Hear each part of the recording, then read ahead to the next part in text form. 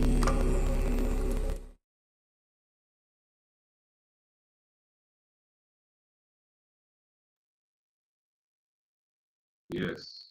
Now, slowly, deep gratitude towards Swamiji. Whatever Swamiji revealed through the third eye, you can put it in the chat.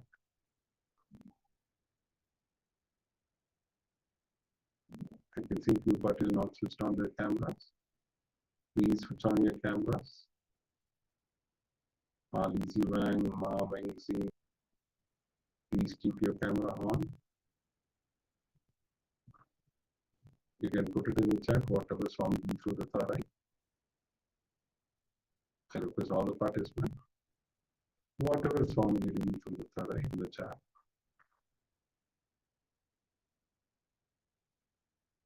Now we are going to project the image. Yes. It is the people during the Kumbh Mela. You have seen a lot of people or a river or a temple sunset. Whatever, please put it in the chat.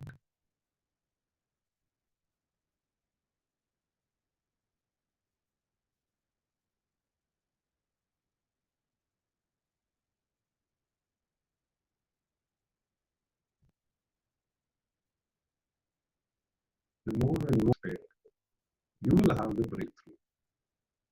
So we request all the participants to sincerely participate in all sessions so that it can help you in your day life. This is all powerful cognition, power manifestation, satsang, Swamiji's done. All this is going to help in your life to have a blissful life and manifest what you want as it. That is the reason we suggest to participate the whole day sincerely. Doing the Nithyananda Sama to the space of Swamiji manifest the promise. Yes. Now let us enter into the next session, which is on EnWealth. It's the most powerful cause what you see through the satsang. Swamiji is going to reveal many powerful clicks to this wealth session. Wealth is not merely about money or a material position. It is the extent of who you are. It reflects the abundance of your inner space and ability to fulfill your life mission.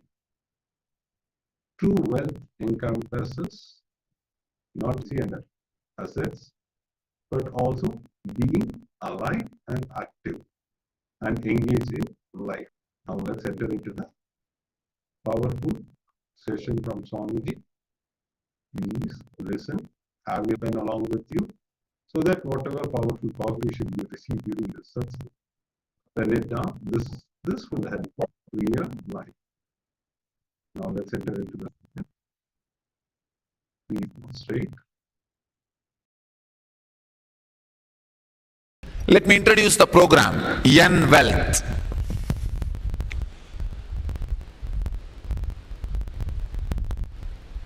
Let me introduce the exact process of the whole program. It is all about wealth. Title says money.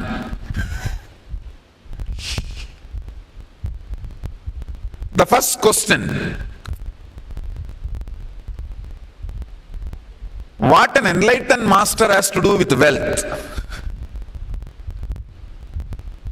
Why should he talk about wealth? He is supposed to be talking about renunciation. But he is talking about wealth.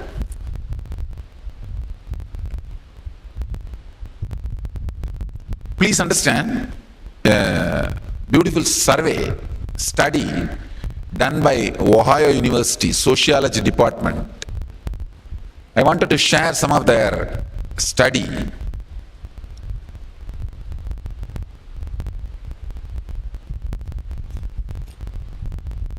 It is done national level in US.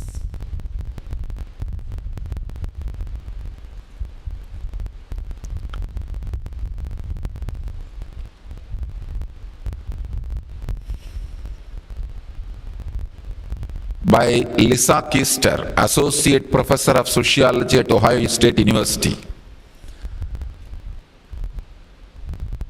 Religion is an important factor in wealth accumulation, a factor that has not received a lot of attention. The study suggests religious beliefs children learn in their families translate into educational attainment, adult occupations, financial literacy, social connection, and other factors that influence adult wealth ownership.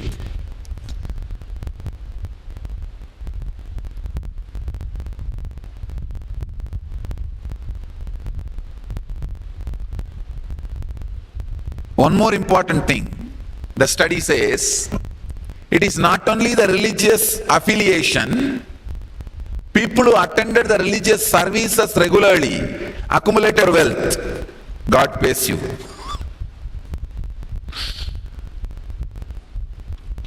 And some of the very interesting informations I want to share with you, so that you will understand why I ventured into this program, teaching you about wealth.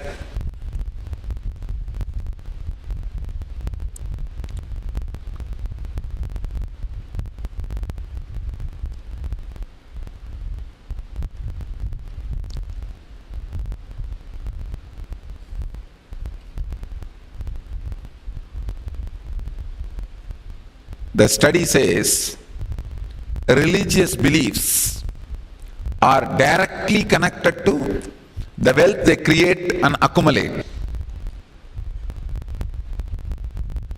Conservative Protestants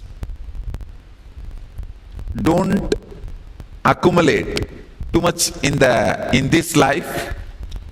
Jews encourage pursuits that lead to wealth accumulation, high income carriers, and investing. And you have to know, the median net worth of a Jew is $150,000, $150,890, 3 times more than the net worth of an entire sample. And conservative Protestants, Baptists and Seventh-day Adventists and Christian Scientists, only 26,000. Please understand, Jews 150,000 and conservative Protestants are just 26,000. Half of the net worth of the entire sample. Jews are 3 times more the entire sample, and conservative Protestants are half of the entire sample. And statistics of the communities that remained asset poor, Jews are only 1% asset poor, Protestants are 15% asset poor, Catholics are 7%.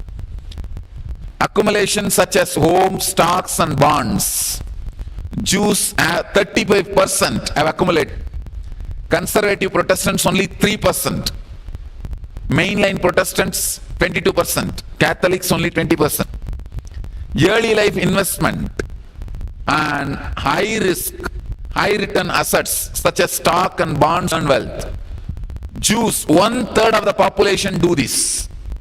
Conservative Protestants 0% of the population does this. Mainline Protestants only 7% and Catholics only 4%. Understand, the study says religion keeps coming up in any model you run to explain wealth. It is something you can't ignore, but there has been little effort to explain the connection between religion and wealth accumulation. Finally, the study ends with a question mark. Still they are not able to clearly pinpoint the exact faith or the mental setup responsible for the accumulation of the wealth.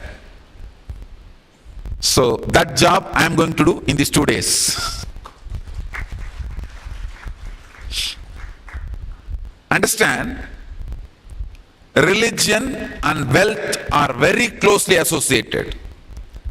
That is the reason I ventured into teaching you how to accumulate wealth. First statement I wanted to make, the first state of this program.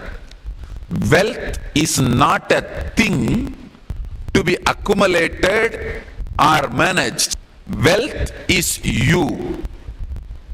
Please understand. Wealth is not just a thing as you think to be accumulated or managed or created or celebrated. It is you. Wealth is nothing but extension of you. In Sanskrit, we have a very beautiful word. Lakshmi means intensified goal. When the Lakshya is intensified in you, it is Lakshmi. Intensified goal is Lakshmi. The right mental setup directly makes you create and celebrate wealth. I don't even want to use the word creating and sustaining. I wanted to use the word creation and celebration of wealth. The right mental setup is required to create wealth, to celebrate wealth. Only an enlightened person can teach you the mental setup, can create mental setup. That is the reason I took up the program on wealth. The usual question an enlightened being is supposed to teach renunciation. Please understand, how will you renounce unless you lived? I have seen wealthy man, I have seen poor man renunciation, I have seen wealthy man's renunciation. I have seen all these three. I have seen poor man renouncing what he doesn't have, and wealthy man enjoying, and I have seen wealthy man renouncing. All these three setups I have seen. I wanted to let you know whether you will renounce or not, that is not, but it is good to have wealth. I completely support creation and celebration of wealth. I'll explain detailed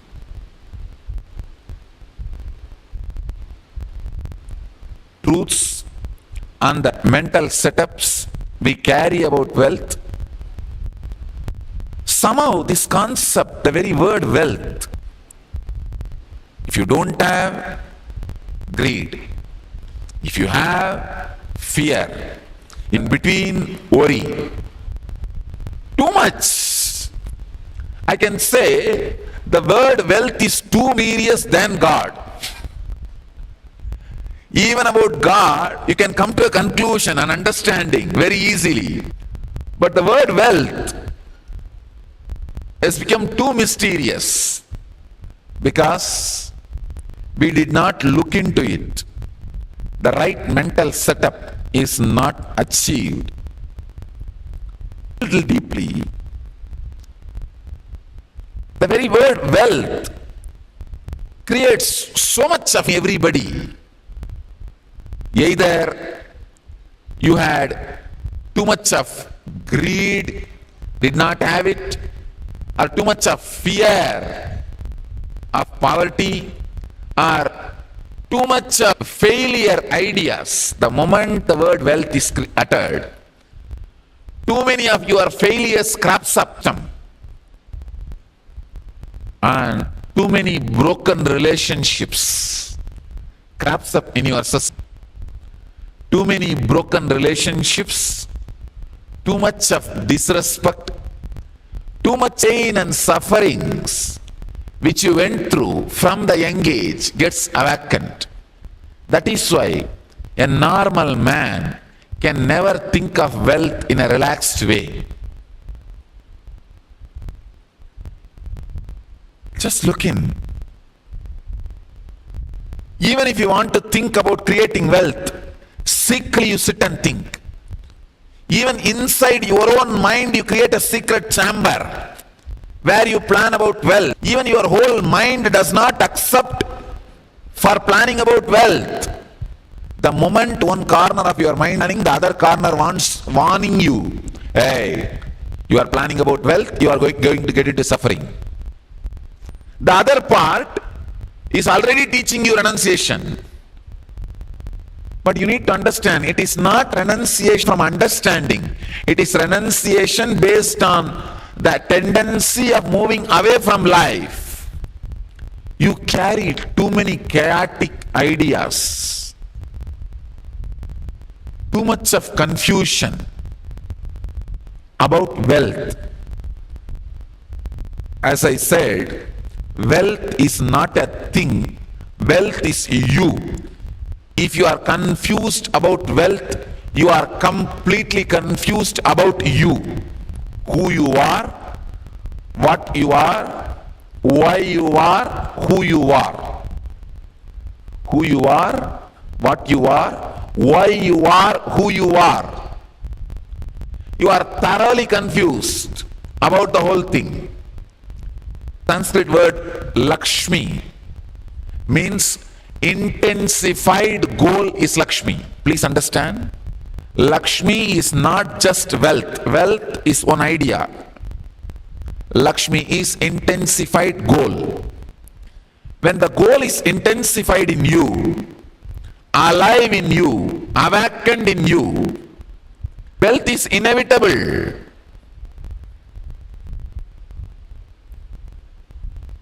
Wealth is not just money. The relationships, satisfaction, the power to convert dollars and rupees into the product which you wanted to have.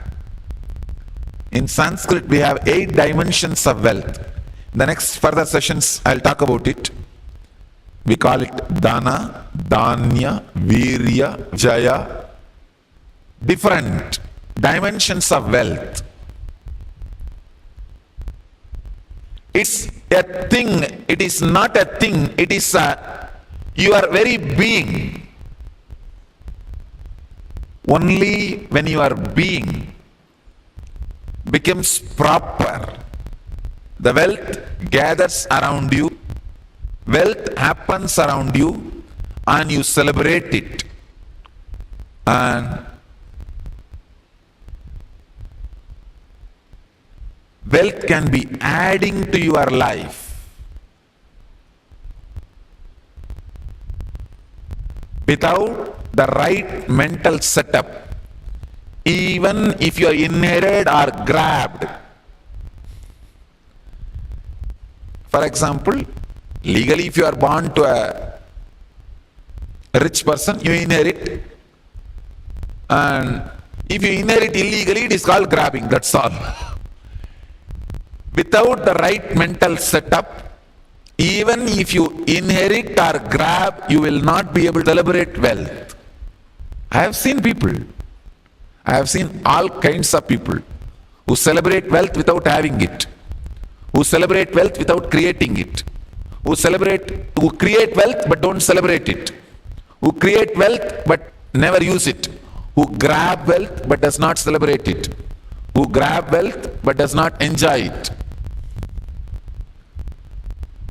All kinds of mental setup I have seen. A right mental setup, a right understanding about wealth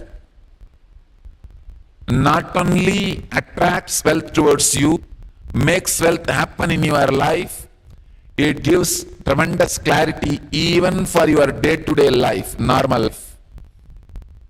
Because wrong ideas about wealth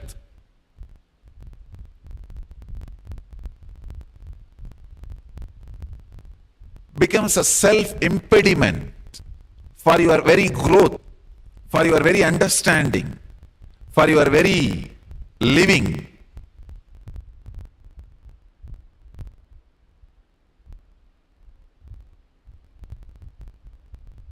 As I said, wealth is not a thing.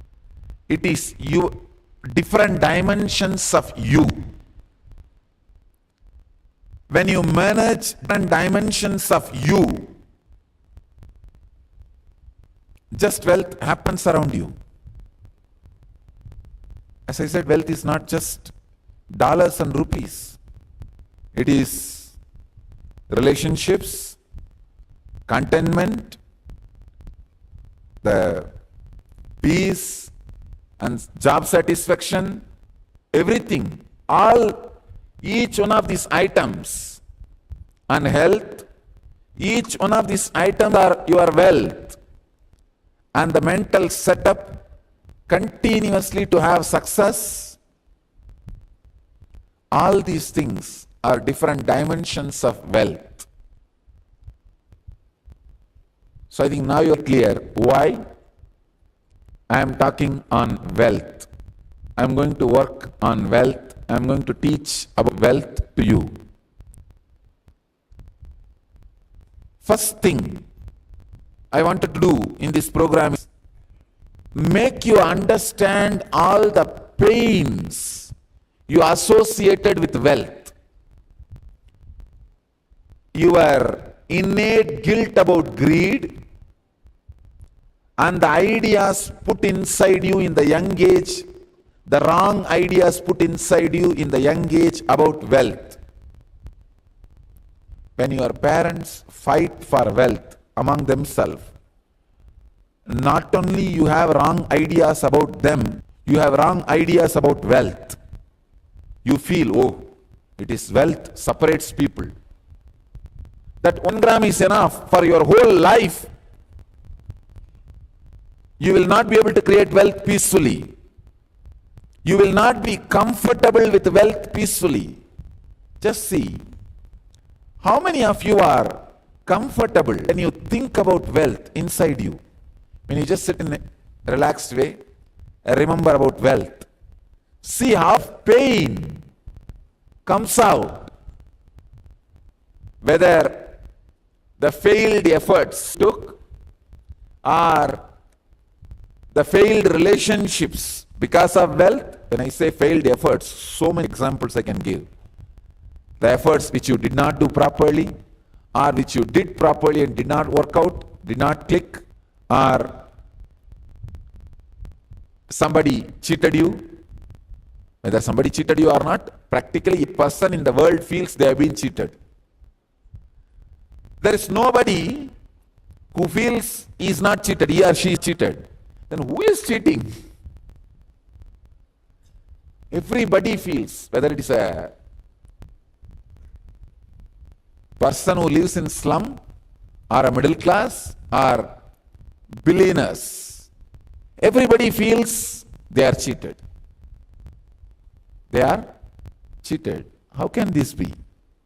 Somehow, wealth creates, the idea of wealth creates strong, full memories and engrams in you. That is the first reason why you are not comfortable about wealth. You get into wrong pseudo-renunciation ideas. First thing I want to do in this process is make you understand all the wrong engrams you carry about wealth. Engraved memories, wrong ideas having about wealth in your brain, in your system. From the young age, wrong ideas you imbibed in your system about the wealth. Please sit and go on writing whatever you remember about money in your life. Please understand. First time, what you heard about wealth from your parents. First time, what you heard about your friends, from your relatives, from your teachers. When you started growing up, what are the ideas you imbibed about wealth? I can remember first incident of wealth in my life, maybe around the age of 2 or 3. in Indian villages during the festivals, the uncles and parents sell few coins to kids. So many of my relatives gave money, my elder brother, younger brother, for me also. I got a lot of coins for my share. All of them were counting. I was sitting and looking at that, and I looked into my father and asked, what shall I do with this? He said, whatever you want you can buy. I said, I want one Ganesha to put. You already gave it. It is there for me. I don't want anything else.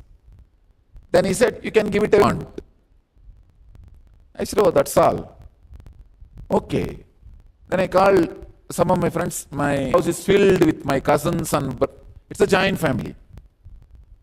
I called 2-3 of these guys and said, hey, I don't want this kit.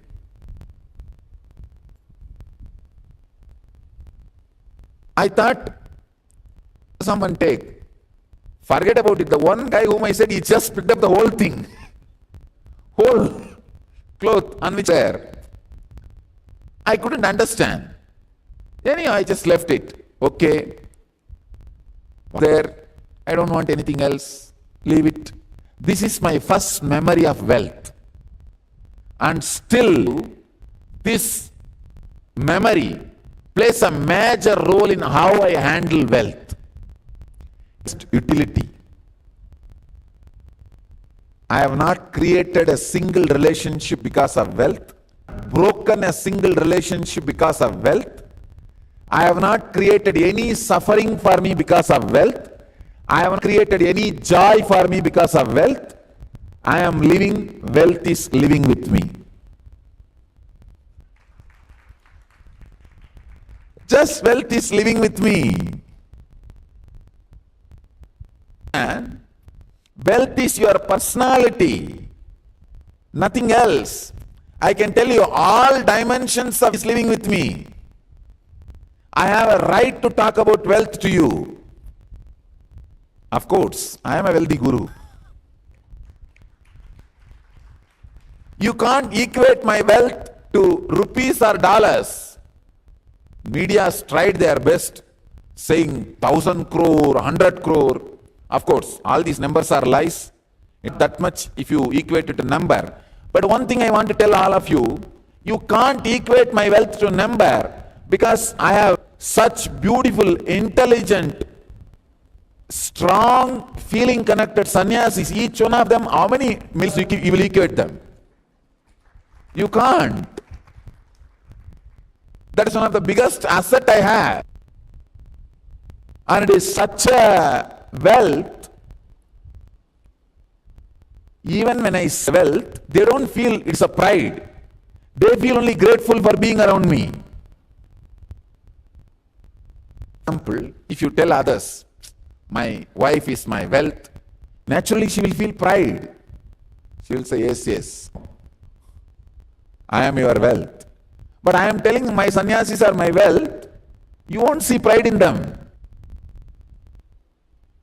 Not only dollars or rupees, in every wealth is living around me. So wealth is not a thing, it is just mental setup. It is self-management. That is what is wealth management. Creating self and celebrating self is what all creating wealth and celebrating wealth. You need to know, if you are not having wealth, I wanted to make it very clear. I wanted to rewrite the word. Blessed are those who are rich. They live in heaven. No. Blessed are those who are rich. They live in heaven. It's a wrong understanding given about wealth. Being poor is no way connected to spirituality. I am making one more thing clear. Being poor is equally criminal like grabbing or robbing the wealth from others. Robbing the wealth, stealing the wealth, and being poor, both are equally criminal. If you are poor, please understand, it is not that you are not working, you are working in wrong direction to create poverty.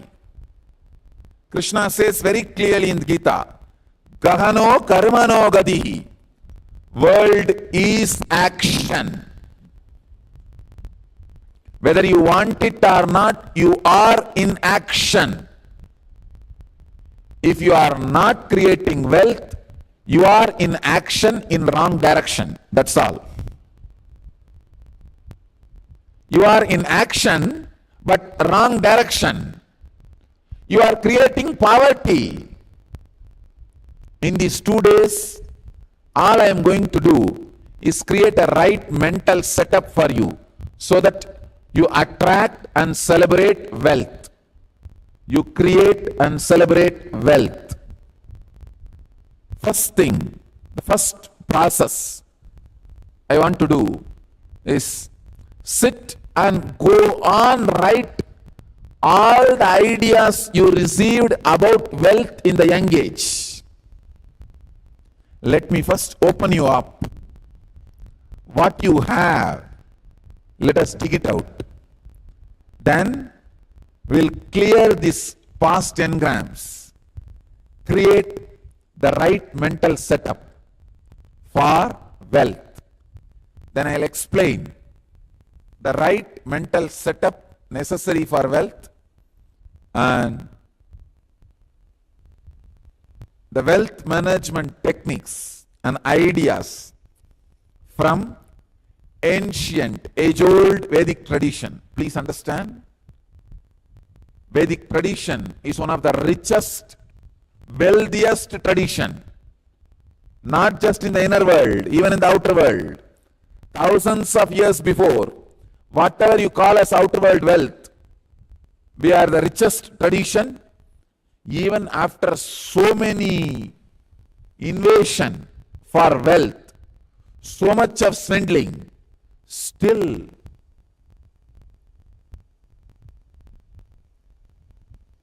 India holds so much richness, wealth.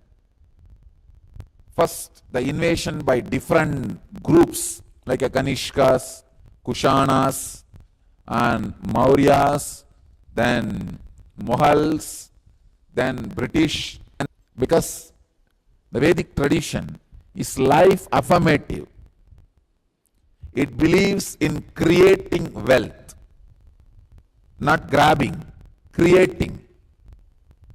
I can say India is the only country which never grabbed wealth from other countries, other civilizations. Every possible civilization and groups robbed India, but India never went out to grab wealth from others. Even after giving up so much, we still have. So if you look from the right angle, I can say India is the richest country in the world even now. Because never grabbed, always gave. Never grabbed, always gave. Still we have. And the funny thing is, still only 3% of Indian man-hour is used. Please understand. For example, see, in India we call it working age as 25 to 58. 25 to 58 is the working age. If a person is supposed to be working 8 hours a day, 25 to 58, all the Indians into 8 hours. I am saying that people, Indians who are between 25 to 58 and 8 hours. If this is 100 hours, for example, I am giving you, only 3 hours productivity happens in India. I want all of you to know. Only 3 hours. But still, we are creating wealth. So I'll share the ancient secrets of creating and celebrating wealth. Of course, you can look from the other angle and say India is poor country, so much of poverty, slum and all that. I am giving you the overall idea.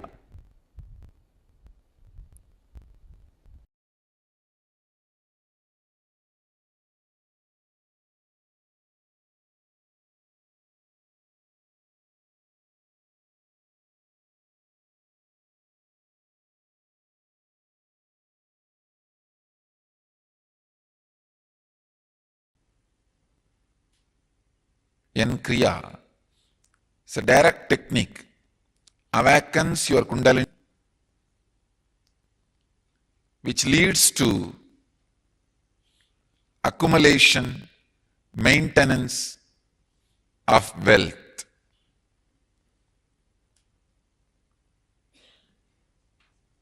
I'll give the instruction to do how to do the Kriya and initiate you, then guide you step by step into the process. Please listen to the instructions carefully. Don't do when I am giving the instruction. It is 7-step Kriya. The first step is cleaning the nostrils, Nadi Shodhana. Inhaling deeply, exhaling deeply, 11 times, that's all. If you inhale and exhale, it is once. It's called one circle, one cycle. Do this for 11 times. Second step, Bastrika. Bastrika has many methods and procedures. I am giving you one simple Bastrika. Lower abdomen, pull in and up. Just don't move shoulders. Just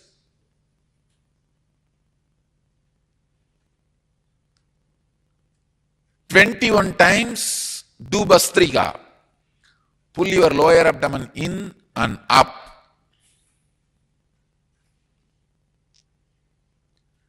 Third,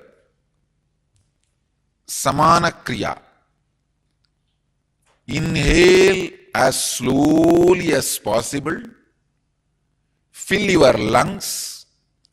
Hold as long as possible. Exhale as slowly as possible. Hold your lungs empty as long as possible. Inhale as slowly as possible. Hold your lungs full as long as possible. Exhale as slowly as possible. Hold your lungs empty as long as possible. Do this 21 times. This is third step. All these 3 steps are preparation. Then in the 4th step, you enter the main Kriya. The Sambhavi Mudra. Please understand. Somebody asked me a question. Swamiji, the mudra we are doing is described as some other name in some other books. Don't bother about all that. Just do this mudra. Ears, the thumbs on the ears, index finger and middle finger on the eyes, ring finger on the nostrils, little finger on the lips. Lock all the senses, including your nostrils. Stop the breath. If you have high blood pressure or any other severe heart conditions, don't do this Kriya. Don't do whole Kriya, just sit and meditate in silence. If you have any other serious illnesses, don't do this Kriya. others can do. Please understand,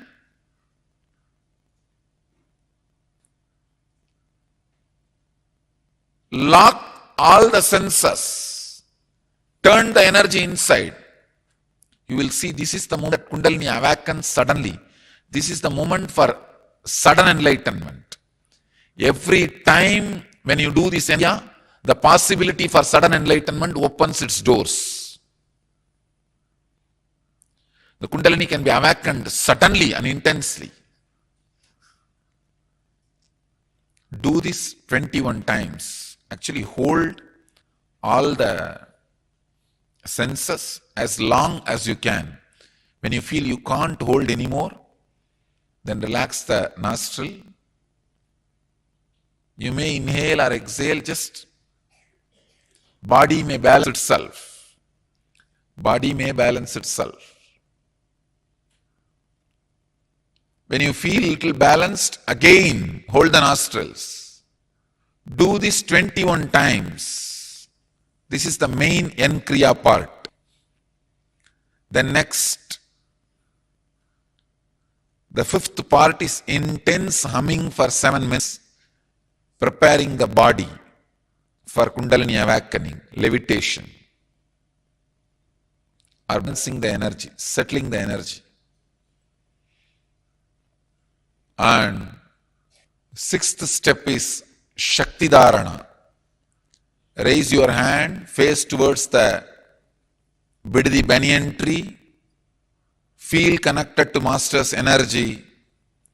When you are filled, pour yourself on the ground. Again, fill yourself, pour yourself to the ground. Do this 7 times. Be a open channel between the sky and the earth. 7th step, just sit and feel connected to the Master intensely and send a deep, loving, compassionate, blissful vibrations to whole world. That's the moment you will experience the levitation and Kundalini awakening. Let's prepare ourselves to enter into the N-Kriya, which awakens high, intense enthusiasm. Please sit in Padmasana. Let's start the N-Kriya.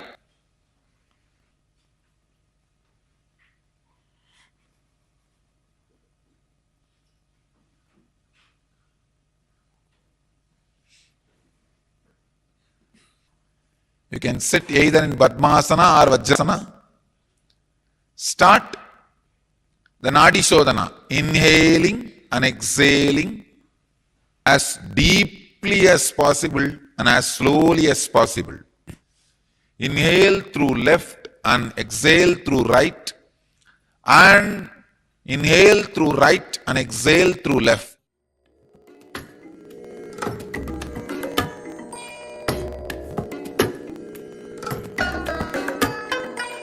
I bless you all. Let you all open all your 3 eyes and manifest the powers of Mahashiva. Om Nithyananda Paramashivoham. Om Nithyananda Paramashivoham. Om Nithyananda Paramashivoham. Om Nithyananda Paramashivoham. Om Nithyananda Parashivoham. Om Nithyananda Paramashivoham. Om Nithyananda Paramashivoham. Om Nithyananda Paramashivoham. Om Nithyananda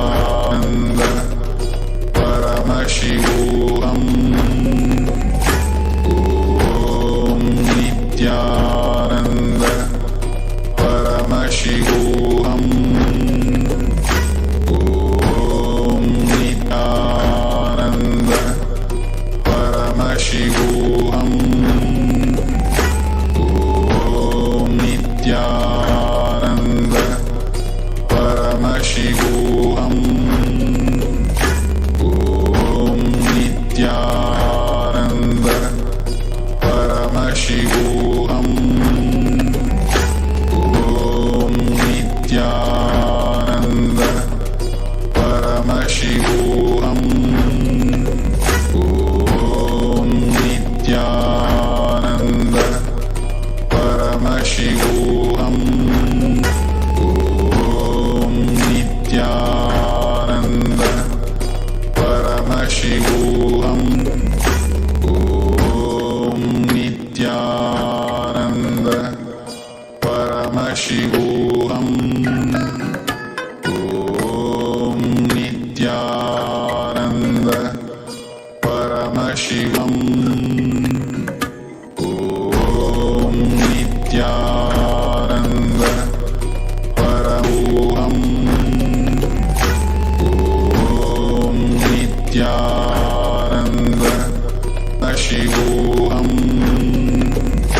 Om Nithyananda Paramashivoham Om Nithyananda Paramashivoham Om Nithyananda Paramashivoham Om Nithyananda Paramashivoham Om Nithyananda Paramashivoham Om Nithyananda Paramashivoham Om Nithyananda Paramashivoham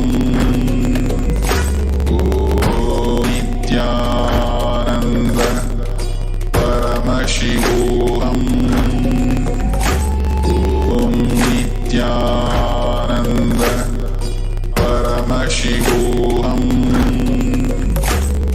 Om Nithyananda Paramashivoham Om Nithyananda Paramashivoham Om Nithyananda Paramashivoham Om Nithyananda Paramashivoham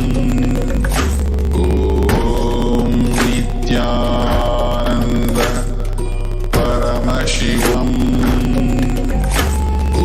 Om Nithyananda Paramoham Om Nithyananda Parashivoham Om Nithyananda Paramashivoham Om Nithyananda Paramashivoham Om Nithyananda Paramashivoham Om Nithyananda Paramashivoham Om Nithyananda Paramashivoham Om Nithyananda Paramashivoham Om Nithyananda Paramashivoham Om Nithyananda Paramashivoham Om Nithyananda Paramashivoham Om Nithyananda Paramashivoham Om Nithyananda Paramashivoham Om Nithyananda Paramashivoham Om Nithyananda Paramashivoham Om Nithyananda Paramoham Om Nithyananda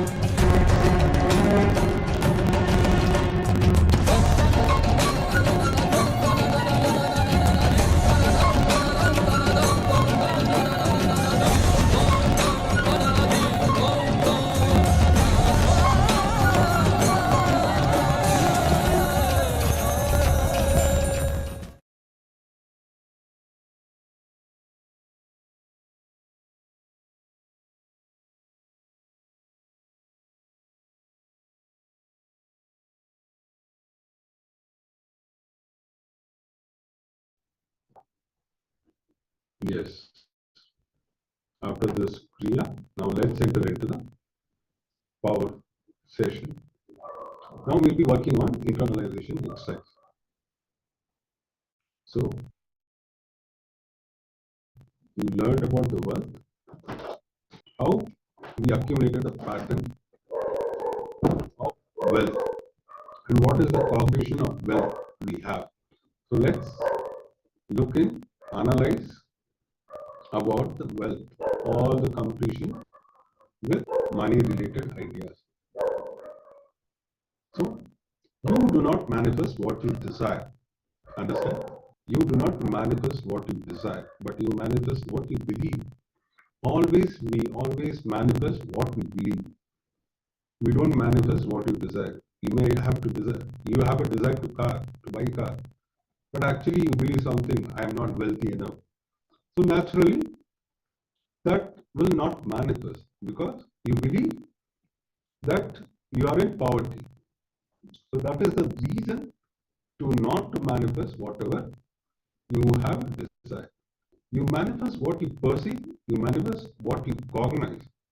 If you cognize struggle as you believe, if you believe you as a struggle, you manifest only that.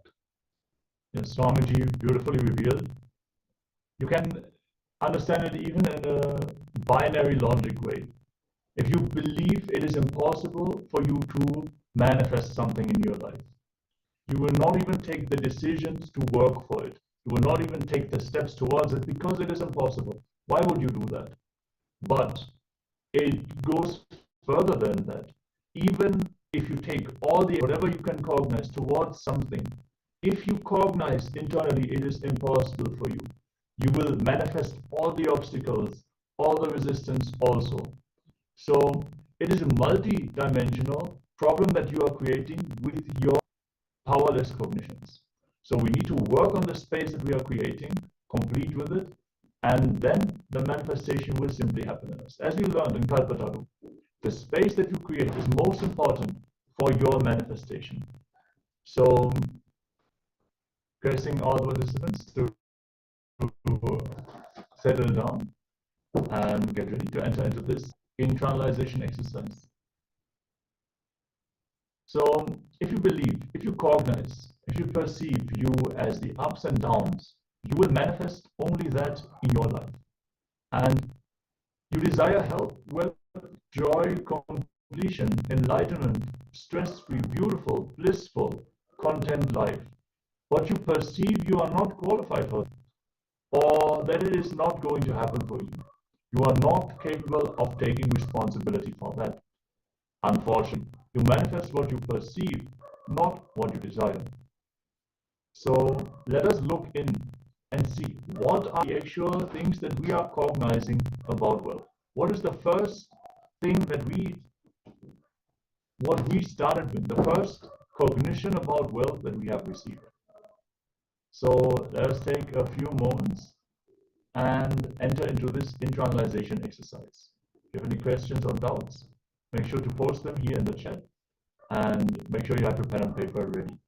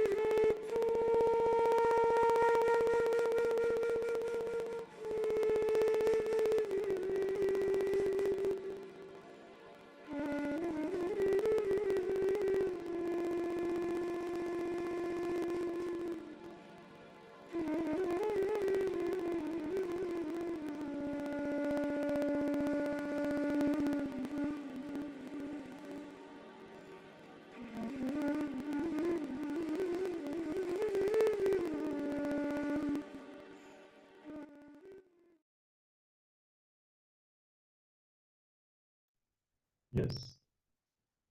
We hope all of you got to identify all the wealth-related cognitions that you have gathered, the post-cognitions that you built in the early years of your life. Understand these are the most important moments when you develop the first cognition about wealth. So for us to understand how we got into our current financial situation, is most important to understand where did we start cognizing about wealth. So we're going to continue with multiple levels of wealth completion throughout the day. And for now, we're going to move on to the power manifestation. Today, we are going to manifest the Mahashaktis, the 8 great powers, as they have been revealed in the various different Puranas. All the great beings are manifesting these powers. So let us get ready and start manifesting these powers as well by the grace of the Supreme Pontiff of Hinduism.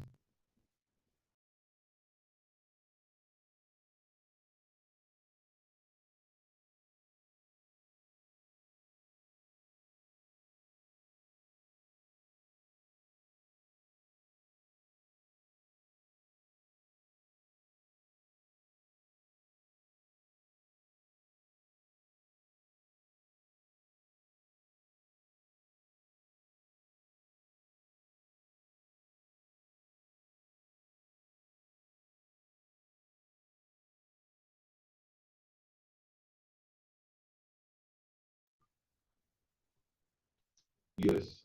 Now, let us enter into the Shastra Pramana. Maranam karyate tena sakena vina karyate tasya paramam siddhir animadi gunaprada vayu sanchare dehe rasavriddhir bhavedruvam akasha pankajagara piyushamapi sarvate. Yes, the translation goes, death is eaten by him, he is eaten by none. He manifests the highest power such as anima, lahima, mahima, etc. The vayu, wind energy, moves equally throughout his body. The juices of his body also are inks. The rasavriddhi means the nectar, exuding from the ethereal lotus, akasha panka, also increase in him. Yes, beautifully it is revealed how the great beings are manifesting the Mahashaktis. And not only you manifest these great powers, you also receive various other benefits that you can experience when manifesting these powers. So the first round will be Mahima, the power of increasing. So we're going to increase the size of an object. So pick any object that can be something like a small figurine, a coin,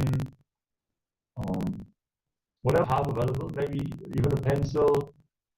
You should be able to measure the size of the object precisely and then note that down. You can, for example, let's say you manifest the power on a coin. You put the coin on a piece of paper and draw the outline of that coin with a pen. Be as precise as possible.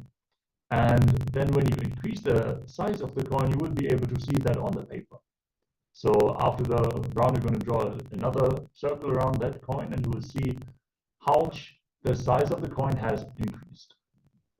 If you have measuring tape, you can also use that. And yeah, there are various different ways how you can measure the size of the object. So pick your object. Let's start with a small object. Don't manifest it with something like a table or something. Just pick a small object that you want to increase in size. And then you have taken the measurements. Let's start by connecting to Swamiji. He is only going to manifest this power through us. So let us connect from the space of oneness. Visualize Swamiji here in a space. Receive his darshan. And then request him to change the size of the object, increase the size of the object. Chant the Mahavakya.